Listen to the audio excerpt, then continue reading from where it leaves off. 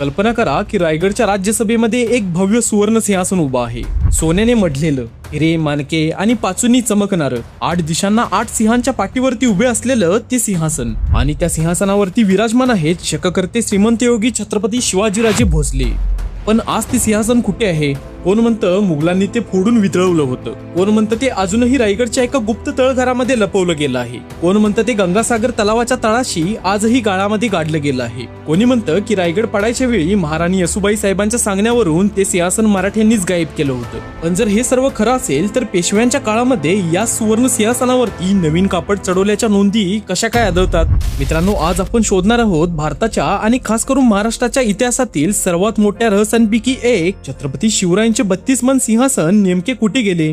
हा व्हिडिओ शेवटपर्यंत नक्की पहा, कारण शेवटी मी तुम्हाला असे काही पुरावे किंवा तर्क देईन जे बहुतेक लोकांना नक्कीच माहिती नसतील. भाग 1. राज्याभिषेकाची गरज. 17व्या शतकामध्ये संपूर्ण दक्कन जुलमी सत्तांनी व्यापलं होतं. मुघल, आदिलशहा, कुतुबशहा हिंदू राजा जरी असला तरी त्याला स्वतंत्र राजा म्हणून कोणाकडूनच मान्यता नव्हती. अशा बिकट परिस्थितीमध्येही छत्रपती शिवरायांनी मराठ्यांचे स्वतंत्र हिंदवी स्वराज्य उभं केलं होतं. पण एक सर्वात मोठा प्रश्न अजूनही बाकी होता की स्वराज्याला कायदेशीर सार्वभौमत्व कोण देणार? कारण त्यावेळी राज्याभिषेकाशिवाय शिवराय हे फक्त एक बंडखोर जहागीरदार मानले जात होते. आणि म्हणूनच 6 जून 1674 रोजी रायगडवरती झाला इतिहासातील सर्वात मोठा आणि भव्य राज्याभिषेक. हा एक प्रकारे फक्त सोहळाच नव्हता, तर मुघल साम्राज्याला दिलेलं एक प्रकारे थेट आव्हान होतं. आणि त्या आव्हानाचे सर्वात मोठे प्रतीक होते छत्रपती शिवरायांचे ते 32 मन सुवर्ण सिंहासन. भाग 2. सिंहासनाची निर्मिती. काही नोंदींनुसार राज्याभिषेकाच्या जवळपास 1 वर्ष आधी रायगडवरती सिंहासनाची निर्मिती सुरू झाली होती. रायगडवरती 18 कारखाने उभारले गेले होते आणि या कारखान्यांपैकी सर्वात महत्वाची होती ती म्हणजे रत्नशाळा. आणि याच रत्नशाळेचे प्रमुख होते पोलादपूरचे प्रसिद्ध कारागीर रामजी दत्तोचित्रे. अनेक इंग्रजांच्या कागदपत्रामध्येही आपल्याला या 32 मन सिंहासनाचा उल्लेख आढळतो. 4 एप्रिल 1674 म्हणजेच राज्याभिषेकाच्या 2 महिने आधी इंग्रज दुभाषी नारायण शिनवेने लिहिले होते की शिवाजी राजा राज्याभिषेकासाठी एक भव्य सिंहासन तयार करत आहे. यावरून एक लक्षात येते की फक्त मराठी बकरींमध्येच नाही तर परकीय दस्तऐवजांमध्येही या सिंहासनाच्या नोंदी आहेत. भाग 3. सिंहासन कसे दिसत होते. काही नोंदींनुसार सिंहासनाचा मूळ सांगाडा वड आणि औदुंबराचा पवित्र मानल्या जाणाऱ्या लाकडांचा होता. त्यावरती शुद्ध सोन्याचे जाड पत्रे चढवण्यात आले होते आणि याच पत्र्यांवरती चढवले गेले होते हिरे, पाचू, माणके आणि नवरत्ने. या नोंदीनुसार हे सिंहासन 8 सिंहांच्या पाठीवरती उभं होतं. सिंहासनाच्या 8ही दिशांना 8 सिंह होते, ज्यांची नावे पुढील प्रमाणे होती: सिंह, मृगेंद्र, पंचास्या, गजेंद्र, शार्दूल, हरी, हर्यक्ष आणि केसरी. सिंहासनाचा प्रत्येक सिंह एका दिशेचे संरक्षण करत होता. हेनरी ऑक्झिंग्टन नावाचा एक इंग्रज अधिकारी राज्याभिषेकावेळी रायगडवरती उपस्थित होता. हा तोच इंग्रज आहे ज्याला आपण राज्याभिषेकाच्या प्रत्येक चित्रणामध्ये शिवरायांना मुजरा करताना पाहतो. त्याने आपल्या दिनचर्येच्या डायरीमध्ये लिहून ठेवलं आहे की मी इतकं भव्य सिंहासन आयुष्यामध्ये कधीच पाहिलं नव्हतं. त्याच्यामध्ये सिंहासनाच्या एका बाजूला सुवर्ण मासे होते. हे मासे महाराजांच्या समुद्र सामर्थ्याचे प्रतीक होते. सिंहासनाच्या दुसऱ्या बाजूला घोड्यांच्या शेपटीच्या चौरी होत्या. हे घोडदळाचे प्रतीक होते. आणि सिंहासनाच्या ठीक मागे मध्यभागी सुवर्ण तराजू होता. हा तराजू न्यायाचे प्रतीक होता. भाग 4. 32 मन सोनं म्हणजे नेमकं किती किलो? आजपर्यंतचा सर्वात मोठा प्रश्न, 32 मन म्हणजे नेमकं किती? काही लोक म्हणतात 1 टन, काही जण म्हणतात 140 किलो. पण यातलं नेमकं खरं काय? तर शिवकालीन मोजमापानुसार 1 तोळा म्हणजे 11.75 ग्रॅम, 24 तोळे म्हणजे 1 शेर आणि 16 शेर म्हणजे 1 मन. म्हणजेच 32 मन गुणिले 4.512 किलो बरोबर 144.384 किलोग्रॅम. या गणितानुसार 32 मन म्हणजे 144 किलो होतात. आज अनेक इतिहास संशोधक हाच आकडा विश्वासार्ह मानतात. मित्रांनो, या सर्वाचा अर्थ असा होतो की सिंहासन पूर्णपणे सोन्याचं नव्हतं, तर लाकडी चौकटीवर किंवा सांगाड्यावरती 144 किलो सोनं मडवलं गेलं होतं. भाग 5. रायगडचा वेढा. साल 1680 मध्ये वयाच्या अवघ्या 50व्या वर्षी छत्रपती शिवरायांचे निधन झाले आणि यानंतरच फक्त 9 वर्षांमध्येच म्हणजे 1689 मध्ये छत्रपती संभाजी महाराजांना औरंगजेबाने क्रूरपणे ठार मारली. यानंतर लगेचच मुघली सेनापती जुल्फिकार खान, ज्याने छत्रपती संभाजी महाराजांना पकडून दिले होते, या जुल्फिकार खानाने रायगडला लगेचच वेढा घातला. गडावरती त्यावेळी राजारामराजे, बालशाहूराजे आणि येसुबाई साहेब होत्या. येसुबाई साहेबांनी शंभूराजेंच्या मृत्यूनंतर लगेचच राजारामराजांना पुढील छत्रपती घोषित करून त्यांना चोर वाटेने रायगडच्या वेड्याबाहेर काढले आणि येसुबाई साहेब बालशाहूंसोबत रायगडवरतीच राहिल्या. स्वराज्याच्या शेवटच्या घटका सुरू होत्या. अशा कठीण परिस्थितीमध्येही मराठ्यांनी मुघलांशी अगदी चिवटपणे लढा दिला. संताजी घोरपडे, धनाजी जाधव या धुरंधर योद्ध्यांनी गनिमी काव्याने मुघलांना अक्षरशः हैराण करून ठेवलं होतं. आता रायगडला वेढा पडून जवळजवळ 8 महिने होऊन गेले होते. गडावरती पुरेशी रसदही शिल्लक नव्हती आणि अशा बिकट परिस्थितीमध्ये जुल्फिकार खानाने गडावरती अनेक अफवा उठवल्या होत्या. या अफवांमध्ये ज्या राजाराम राजांना येसुबाई साहेबांनी कसे तरी वेड्याबाहेर काढले होते, त्या राजाराम राजांना मुघलांनी कैद केले आहे या अफवेचाही समावेश होता. आतापर्यंत महाराणी येसुबाई साहेबांना लक्षात आले होते की जर आता मुघलांशी तह केला नाही तर संपूर्ण राजवंश संपून जाईल.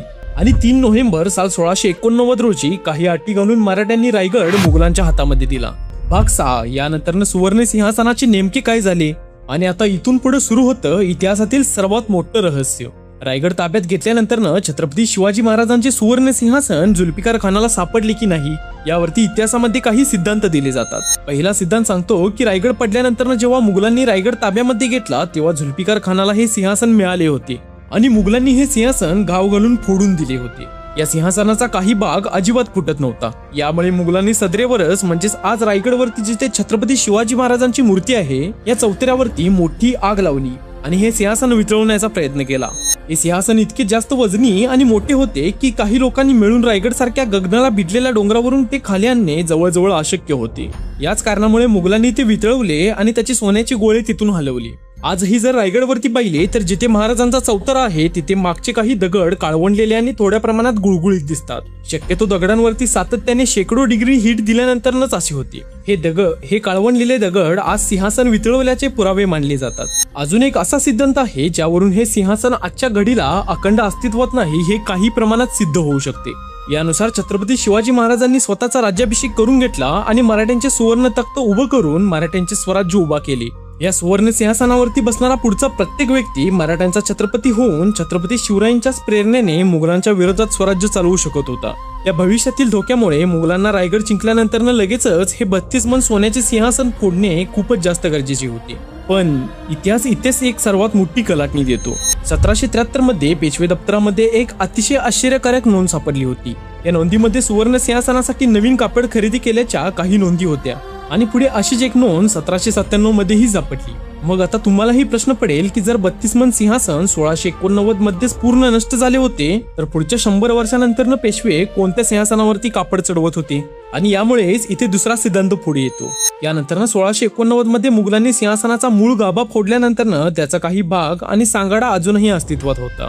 तर अनेक जण म्हणतात की रायगडचा दह करून गड मुघलांच्या हाती देण्याआधी महाराणी येसुबाई साहेबांनी सिंहासनाची सर्व रत्ने आणि काही सोन्याचे जाड पत्रे काढून आपल्या अनेक सरदारांना दिली होती. या सोन्याचा वापर मराठ्यांनी पुढे मुघलांविरुद्ध होणाऱ्या युद्ध खर्चामध्ये मावळ्यांचे पगार देण्यासाठी आणि काही शस्त्रे बनवण्यासाठी केला असावा. अजून एक सिद्धांतानुसार हे सिंहासन रायगड पडण्याच्या आधी मावळ्यांनी रायगडवरीलच गंगासागर तलावामध्ये तळाशी बुडवून दिले होते असे मानले जाते. पण ही मान्यता पूर्णपणे खोटी असल्याची लक्षात येते, कारण हे गंगासागर तलाव आजपर्यंत अनेक वेळा आटले आहे. जर सिंहासन या तलावाच्या तळाशी असते तर आतापर्यंत नक्कीच मिळाले असते. अनेक जण असेही म्हणतात की ते सिंहासन मराठ्यांनी एका तळघरामध्ये दडवून ठेवलं होतं. हाही सिद्धांत काही प्रमाणात बरोबर असू शकतो असे मला वाटते, कारण रायगडवरती अजून अशी अनेक ठिकाणे आहेत ज्यांचे उत्खनन अजूनही झालेले नाही. याचा शोध घेतल्यानंतर निदान संपूर्ण सिंहासनाच्या ऐवजी सिंहासनाचे काही भाग तरी सापडतील असा माझा वैयक्तिक अंदाज आहे. भाग 7 जेव्हा ब्रिटिश रायगडवरती आले. 1818 मध्ये इंग्रजांनी रायगड जिंकला. ब्रिटिश अधिकारी गडावरती सापडलेल्या प्रत्येक गोष्टीची तपशीलवार नोंद ठेवत होते. पण आश्चर्याची गोष्ट म्हणजे ब्रिटिशांच्या या याद्यांमध्ये कोणत्याही प्रकारच्या सिंहासनाची नोंद नाही.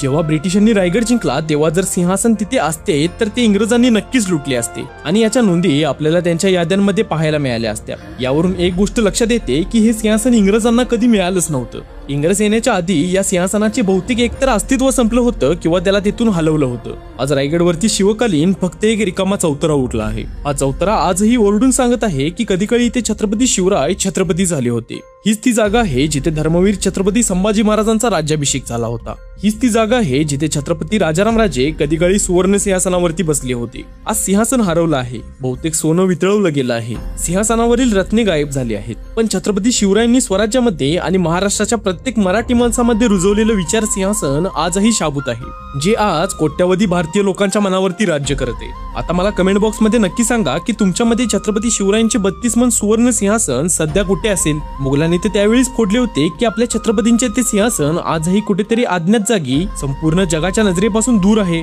तुम्हाला जर अशाच ऐतिहासिक थरारक सत्यकथा पाहायच्या असतील तर नक्कीच या व्हिडिओला लाईक करून आपल्या चॅनलला सबस्क्राईब करा आणि हा व्हिडिओ त्या प्रत्येक शिवप्रेमीपर्यंत पोहोचवा. जय भवानी, जय शिवराय.